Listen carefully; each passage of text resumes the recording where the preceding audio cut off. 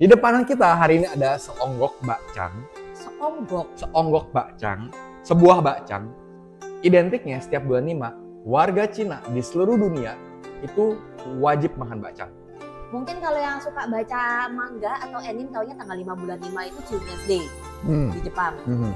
Di China tanggalannya beda, tapi uniknya sebenarnya akarnya mirip. Kalau kita dalam bahasa Mandarin kita nyebutnya Tuan Buce. Kalau orang Mister Bule nyebutnya itu Dragon Boat Festival ya. Sementara di Indonesia kita kenalnya dengan nama Festival Bacang. Kecuali di Tangerang taunya namanya Festival Pecun. Tapi kalau lu denger, pikiran lu pasti kemana-mana. Yoi. Tuan Wu sendiri dalam bahasa Mandarin itu literally artinya adalah permulaan bulan 5. Gak ada Dragon Boat, gak ada bacang-bacangan. Dan dalam penanggalan China kuno, tanggal 5 bulan 5 itu sebenarnya adalah hari paling sial satu tahun. Nah, kenapa bisa dibilang hari paling sial? Karena itu adalah hari di mana energi yang bertemu dengan energi yang, jadi double yang. Lu bayangkan kayak ada dua matahari tiba-tiba terbit bersamaan. Karena itu dari zaman sejak masih prasejarah pun mereka akan melakukan berbagai macam ritual, persembahan, tolak bala segala macam. Nah, di daerah-daerah yang banyak perairannya nih kayak Danau Tungking, terus Sungai Yangtze, salah satu dewa roh penjaga yang paling penting itu adalah Dewa Naga. Karena beda ya sama orang barat, naga dalam pemahaman Tiongkok itu bukan kayak makhluk jahat yang suka nyembur api, nyurik putri, terus kesatria datang ya, terus dibelah. Tetapi mereka adalah penguasa sungai, pengatur hujan, bisa mengatur cuaca, banjir, dan yang paling penting adalah panen, suburan sawah. Iya, gue setuju itu. Benar. Nah, dan kadang-kadang naga juga diidentikannya adalah kayak hewan sucinya dewa lah, bisa dibilang. Lebih tepatnya kayak hewan yang paling agung. Penguasa segala hewan gitu kan, karena dia kan bisa tinggalnya di tiga alam ya, air, darat, udara. Bisa terbang dia walaupun nggak punya sayap. Kebetulan awal bulan 5 itu kan pas awal musim panas ya kalau penanggalan China. Itu adalah waktu untuk menanam padi. Dilakukanlah lagi ritual lah, persembahan apa segala macam. Salah satu caranya adalah dengan melayarkan perahu naga. Dan ini kalau di zaman dulu, bahkan sampai zaman sekarang ya, kalau memang buat ritual itu nggak sembarangan. Naganya itu lu harus undang dukun dulu, shaman, terus lu harus diritualin dulu, istilahnya naganya dibangunin.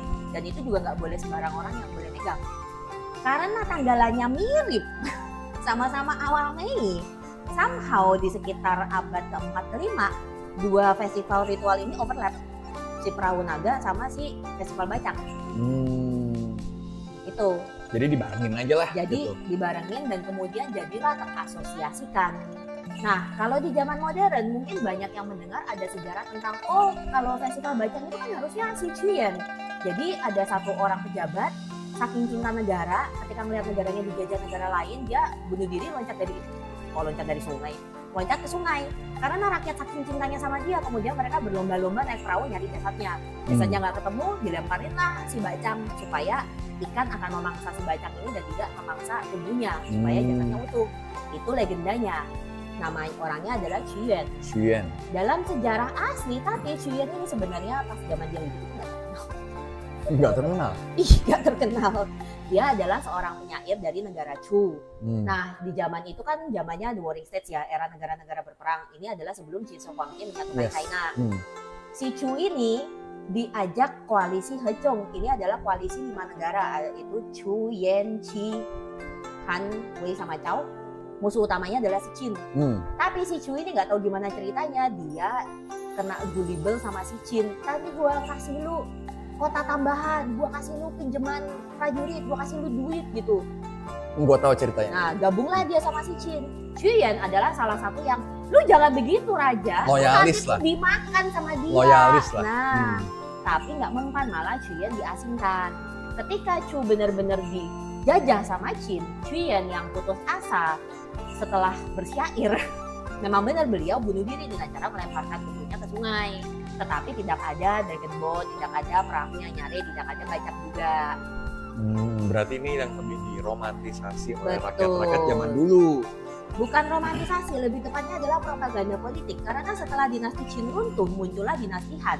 Di era tersebut hiduplah seorang sejarawan pertama China yang sangat terkenal bernama Sima Qian. Dia adalah penulis The Record of the Grand Historian. Qin itu adalah legalisme, ideologi utamanya adalah hukum. Tetapi dinasti Han itu ingin kembali ke nilai-nilai Konfusianisme, yang paling penting adalah loyalitas, ketaatan terhadap penguasa. Jadi beliau Sima Qian ini membutuhkan tokoh-tokoh untuk propaganda politik, pengubahan ideologi balik ke Konfusianisme. Yang dipilih adalah Xu Yuan. Sementara Bacang, bahan aslinya kan beras ketan ya, glutinous rice. Ini sudah dikultivasi sejak 5.000-an tahun yang lalu. Salah satu cara masak yang paling bikin awet di zaman dulu ketika belum ada kulkas itu adalah dibungkus pakai daun bambu, kemudian dikukus atau direbus. Nah, lu kan kalau mau ngasih persembahan kan lu nggak mungkin ngasih makanan yang cepat basi ya. Lu dikutuk cuy. Iya. Dewa belum datang, anjing basi pas datang gitu kan. Lu seru cinya, udah bau busuk asem nih. Akhirnya dibikinlah. Ini jadi makanan ritual, dan dulu ini tuh tidak untuk dimakan cuy. Ritual. Bener-bener ritual doang. Bener-bener ritual. Kemudian mulai dinasti Han akhir bahkan kayak sekitar abad kedua dan setelahnya, barulah bacang ini mulai pelan-pelan juga dimakan. Di abad keempat mau kelima, ketika dinasti berganti jadi dinasti Qin, itu dinastinya setelah anaknya Sima Yi kalau ingat. Legenda bacang mulai masuk ke legendanya Xu Yuan. Jadilah bacang dilempar ke sungai untuk menjaga jasanya supaya tetap utuh. Dan sejak saat itu barulah si bacang ini specifically terasosiasikan dengan Konfusius. Oke. Jadi ciri lengkapnya kayak gitu. Nah, cuma kalau zaman dulu itu kan bacang dibikin dari glutinous rice ketan lah ya. Kalau zaman sekarang udah berubah tapi. Kemarin gue beli bacang banyak nasi. Iya, udah ada yang nasi. Ada juga yang itu juga ketan ya, tapi hitungannya yang kecil tapi makannya pakai gula. Itu kalau orang Medan namanya kecang. Itu kayaknya ketannya lebih ketan deh. Lebih ketan. Soalnya dia lebih legit lagi, lebih lagi kalau itu. Dan isinya pun kalau zaman sekarang, kalau zaman dulu isinya gimana nih? Sama sebenarnya. Isinya juga pork. Gue bantuin deh pakai pisau. Isinya juga biasanya daging babi, kemudian sama sayuran. Kalau telur itu sih kayaknya regional difference aja ya. Regional ya? Ya, regional difference. Oke. Nah, ini kita kalau yang manis-manis biasanya sih kayak kacang-kacangan ya, kayak kacang merah, kacang hijau, tosa gitu-gitu. Tapi kalau boleh jujur ya, gue jujur nggak terlalu suka banget. Oh? Dari kecil. Emang bukan seleranya aja sih kayak gue sih. Nah, kalau gue cicang biasanya makannya dapetnya jarang banget yang ada isi-isinya. Biasanya dapetnya ya cuman kopong gitu, makannya pakai gula merah. Kalau gue ini ada telur asin, yolknya biasanya. Daging babi. Ini pelit ya, nggak daging babi dikit ya? Ini biasanya ada cabai rawit juga nih. Ini kayaknya ya, cabai rawit kalau deh. Di Indonesia biasanya ada rawitnya tuh. Sama ini nih jamur shiitake. Jamur sama babi biasanya. Tapi kalau untuk bahan sih sebenarnya itu ada regional ya, kayaknya beda-beda. Kayak di China pun juga ada bacang yang isinya kayak biji lotus, ada yang isinya tosa, ada yang isinya kacang merah, berarti ada yang isinya macam-macam gitu kan. Berarti bisa dibilang bacang pun ada yang vegetarian dong ya? Kalau nggak salah ada, karena kemarin waktu gue lihat di tokonya itu ada juga bacang vegetarian, tapi gue nggak tahu itu isinya apa. Dan ada juga bacang halal. Bacang halal biasanya isinya adalah ayam, betul. Bacang halal, iya gue pernah dengar. Gue pernah coba juga ya, dan not bad juga. Enak kok. Personally ketika gue makan bacang halal sih gue berasa kayak makan lemper. Cuman emang lebih ini sih, kayak ini kayak lontong sebenarnya sih. Iya. Kayak lontong. Begitulah. Nah kalau di luar negeri, waktu di tanggal yang sama, kayak Riyadh yang sama, mereka ngelakuinnya apa aja? Apakah sama? Bacang-bacangan juga? Rata-rata sih sama. Cuman kalau di China ada satu minuman itu yang khusus juga biasanya harus ada di hari tersebut. Karena hari ini kan seperti yang tadi gue bilang ya, ini adalah hari kesialan. Sekaligus hari dipercaya di mana hewan-hewan buas dan hewan-hewan beracun kayak ular lah, kodok lah, serangga dan segala macam itu akan keluar. Yang wajar karena kan emang lagi summer ya. Makanya mereka akan meminum suatu minuman yang disebut Xiong Huangqiu. Ini dulu kalau di pengobatan tradisional Cina diyakini obat segala macam jenis racun. Lu mau keracunan makanan kayak, lu mau keracunan dipatok ular kayak, minum ini lu sembuh. Bahannya literally adalah arak kuning dibubuhi dengan real gar, yang artinya adalah bubuk arsenik. Bentar. Arsenik itu kan senyawa kimia yang ditemukan di kopi itunya. Itu cyanida ya, sorry. Tapi arsenik itu yang ya kalau yang baca dari Conan pasti banyak tahu lah. ditemukan arsenik, Betul. racun. Berarti kan? Exactly. Nah, itu gimana ceritanya jadi obat? Racun melawan racun. Ya gue ngerti, cuman ini racunnya bukan racun yang it's dangerous man, bisa mati orang man. Itu gua nggak tahu, karena memang secara pengobatan medis Xiong Huangchu itu memang berbahaya dibilangnya, tapi sampai sekarang masih banyak yang beli. Dan selain itu, kalau di zaman dulu Xiong Huangchu ini tidak hanya diminum orang dewasa, tapi yang anak kecil biasanya akan dibubuhkan real gernya di ini sama di badan untuk mengusir roh jahat sama mengusir racun, which is nyerap ke kulit. Ya itu sih bukan ngusir roh jahat ya, itu mah mengundang dewa pencabut nyawa kalau saya bilang. Cuman ini gue ngomong bukan kita mendiskreditkan budaya Cina ya. Cuman secara logika ya nggak masuk. Menurut gua kalau budaya budaya sih mungkin boleh dipertimbangkan ulang ya. Nah itu yang gue mas kayak ini kayaknya secara medis Nah itu.